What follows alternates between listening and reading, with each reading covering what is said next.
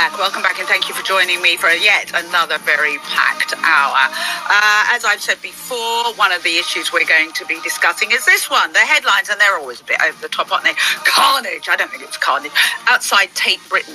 Ugly scenes unfold as right-wing protesters, how do they know they were right-wing? Anyway, encounter demonstrators go head-to-head over drag queen story hour event for children being held inside the gallery.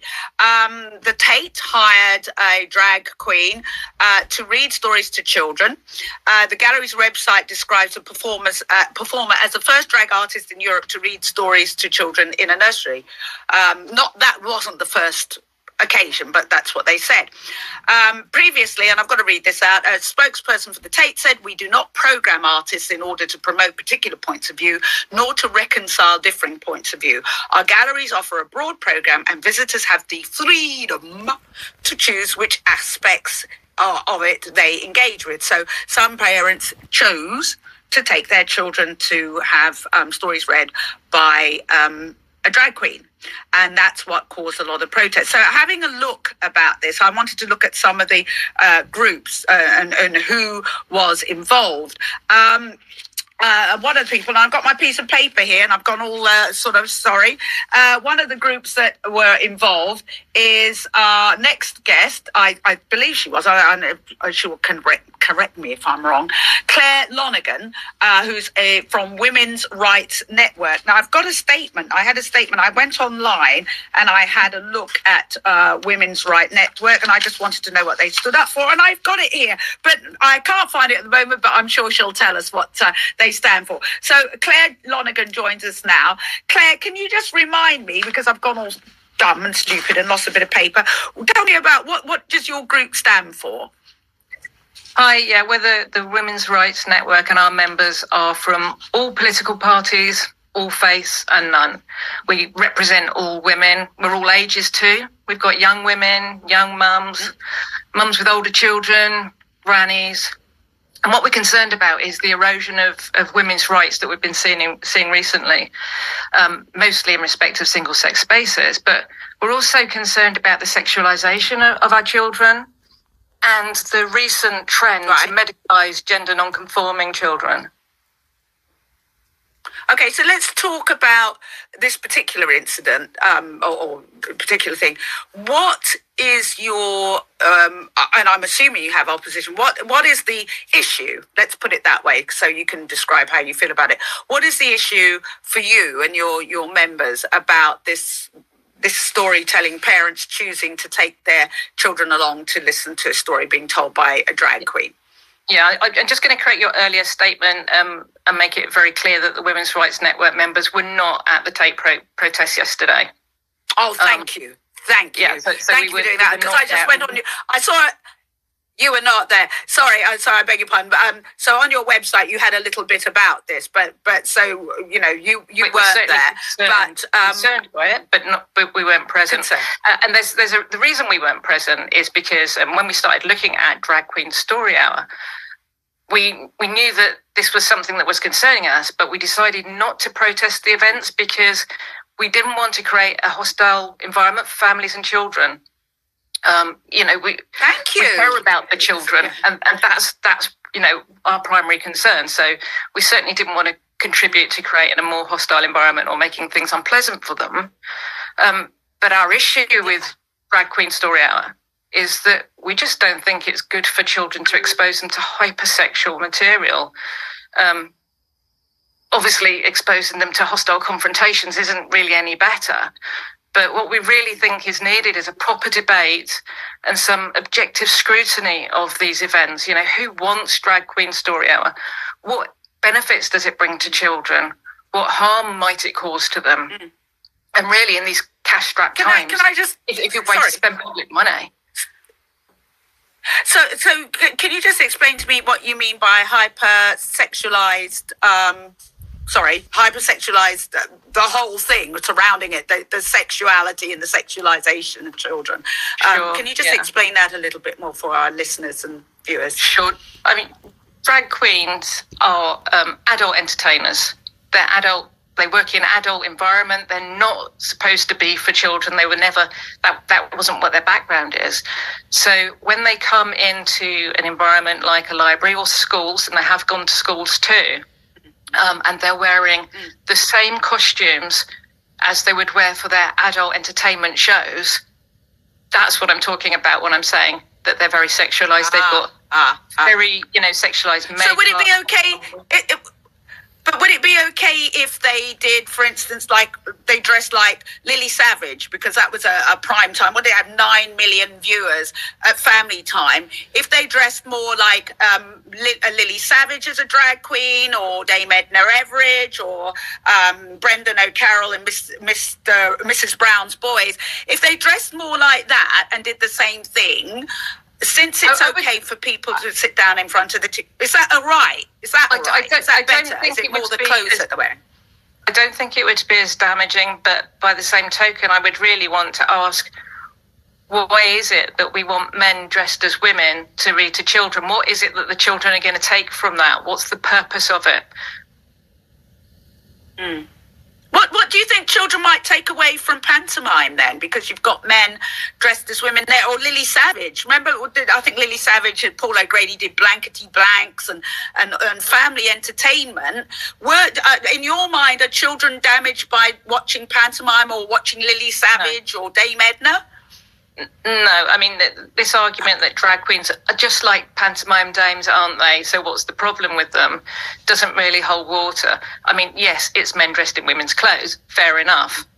But the hypersexualized nature of the clothes that are worn by the drag queens is certainly an issue with extreme hair and extreme makeup. But pantomime's a very different thing. I mean, pantomime is traditional children's stories that are being enacted out on a stage with a whole load of other actors, where they're all clearly playing a part in the show. There's a clear separation between the audience and the cast. It's a traditional thing where the audience is away from the actors. When you're looking at a drag queen story hour or any other, reading event like that, they're closer. The person that's reading the story is face-to-face, close proximity with the children. They're on the level with them. And, the drag queen is... Do you think it damages them? Do you think it... I was going to say, and you say you feel, what does it do to children? Actually, you didn't say it damages them. You said we need to debate and ask what it does to children. This is where I want to bring in our child expert again, Minnie.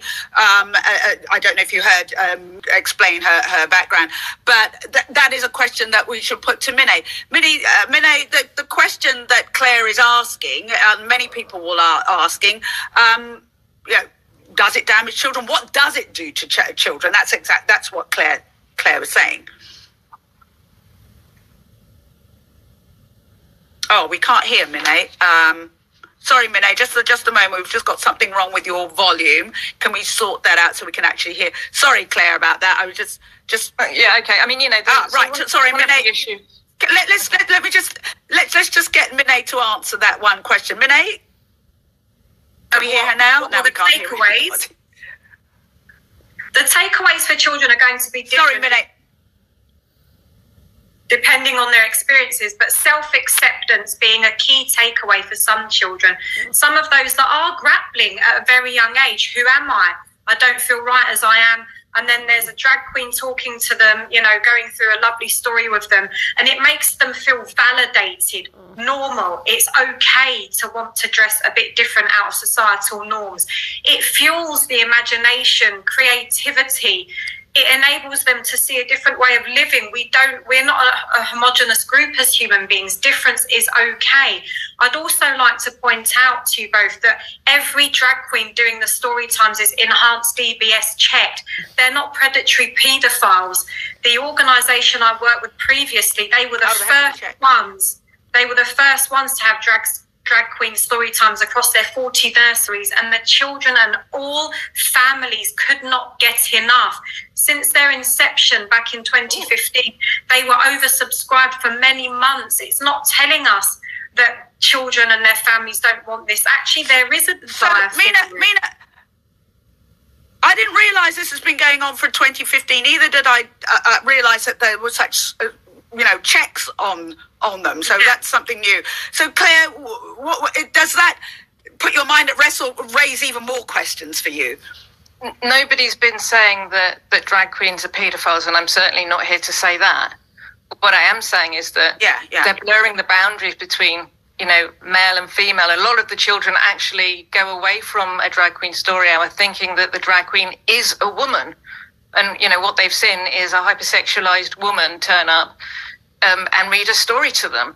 But would we allow a woman? Have you done? You've researched this. Sorry, Claire. Yes. Claire. So you've researched this. You've actually done quite a bit of research into how children feel when they come. Yeah, who've sat and watched the drag queen story hour, and the children are under the impression, quite a few of them, that the person reading the story was actually a woman. And I just wonder why we need men dressed as women in this way. There's all sorts of people who could be reading to children. We could have old people, disabled people, female firefighters, male beauticians, any number of people, but we don't. All we have is drag queens. So why is that? One moment, Claire, with respect. Well, we do. I know we do have firefighters reading it. We do. Sorry, we do. And I work for a wonderful organisation. I wasn't going to name drop, but it's the London Early Years Foundation, and their CEO is so passionate about instilling those values of kindness and tolerance. Like I mentioned earlier on, I think the only way to do that is to expose children to the wide variety of individuals in our society. And actually, we do have the firefighters, the footballers, different organisations coming to speak with children in these settings. And I think they're the safest setting in order to do that. They're not there. And I've been in attendance in these drag queen storytellings sometimes, and they're fantastic. They're riotous, they're funny, but they're not bawdy. There's no innuendo, believe it or not. And dare I say, these drag queens, they're not, I know what you mean traditionally, they are over-sexualised, but they look more funny and quirky than over-sexualised. They'll dress as a teapot, depending on the theme of the story they're reading. And actually, the studies shown, done by LEAF, actually, by London Early Years Foundation, they show that the children are able to distinguish between whether they are a man or a woman. And they do have conversations with the children about them. But I don't know whether... Sorry, we've got just a final word to you, Claire. I didn't know, again, they dress as teapots and what have you. So is that all right? Because they do question, story times. I know they do with people with disabilities and all of those areas. I know there are many, many schemes involved where they do go around to schools and tell stories. And I guess the press is just focused on this one because it's clickbait. But if they dress as a teapot in drag, that's hardly sexualised. Would that be okay? I don't know what a drag teapot would look like, to be perfectly honest. Maybe you should go along and see one. I'm dying to see one now. But these are adult entertainers, and they do have sexually explicit names or reminiscent of. So, for instance, Mary Black accompanied a drag queen flow job to a Paisley primary school, and the slightly older children will certainly have access. Did they know that? Were they advertising that? All right. So listen, only because Claire, sorry, I'm not. To the internet, and we'll be able to look up who these people are, and may come across some very inappropriate material. So, yeah. Okay, and we've talked about, and don't worry, I mean, I've done many stories on inappropriate material on the web. It's not just that, it's a whole bigger issue, which I think we could talk about another time. Claire, I'm going to leave it there with you, but only because I've got to move on, and I do want to hear from a drag queen who actually does that and put some of the points, your concerns, to that drag queen. So thank you you might want to stay on and listen. Let me just read a few messages that we've got, because we've got so many messages here. Drag, by the way, I like many others, loved and adored Lily Savage. She was the best fun. I really don't think he is damaging to children at all. I feel sure they would have found her great fun too. Drag, a pantomime dame is completely different from a drag queen. Drag queens are sexualized. Pantomime dames look like men dressed as women, and that's funny. So what was Lily Savage? Because Lily Savage looks a lot like one of the storytellers that I've come across. Anyway, drag, not rocket science. They are confusing children about gender. You don't think children are confused about gender anyway. Hang on. Ultimately, the end game is depopulation. Most of the agendas forced upon us is leading back to the depopulation agenda. I think if we had better childcare, it would help population figures. Most women are not having children because they can't afford childcare and the cost of living crisis. I think we should concentrate on that more than somebody putting on a frock. Drag. Hi, lovely Trisha. Read drag queens reading to children. What is the problem here? In my experience of children and storytelling, children in general love being read a story so much they don't care who reads them. I really don't see a problem here. Drag queen story time for kids is disgusting and wrong. The parents who choose to let their kids go to such events should not have kids. It's so wrong. Wow. All right. Every single one of you takes your kids to pantomime or lets you see your child watch Lily Savage on television. You should be stripped of your rights of parents. Amen. Children need to be taught that you're a boy or a girl from birth to death. The world is going downhill. Right. Okay. The biggest bullies are the woke brigade. Oh, hang on, my messages. I've got so many of the biggest bullies are the woke brigade. If you cancel people because they don't agree with your ideology, they're the bullies. That's Lynn in Bourneville. I wouldn't put cancelling and woke together. Well, I would, because they're both black phrases that are misused. But still, going with that, I think we should listen to all points of view, which is what I do on this show. I think when we use the word cancel, we're buying into clickbait. They make money out of you, those newspapers, by using those headlines, by the way. Talk to Trisha, 03444991000. Text talk to 87222. Tweet at TalkTV. Get involved. I'm going to read more of these messages after my next guest. I between all of us, made the decision that we're doing this not as a debate. Sab Samuel is a founder of Drag Queen Story Hour UK, and let me tell you why. Because my passion is mental health, and Sab has been at the receiving end of horrific stuff. Now, you might not agree with somebody, you certainly haven't heard them speak, but if you are directing horrific stuff, the vile sorts of things, the threats towards anybody who doesn't agree with you, then never mind about taking your child to a story time thing. I would say a parent who's cool with issuing a death threat, you're the one who we should be looking at when it comes to parenting. Just putting it out there.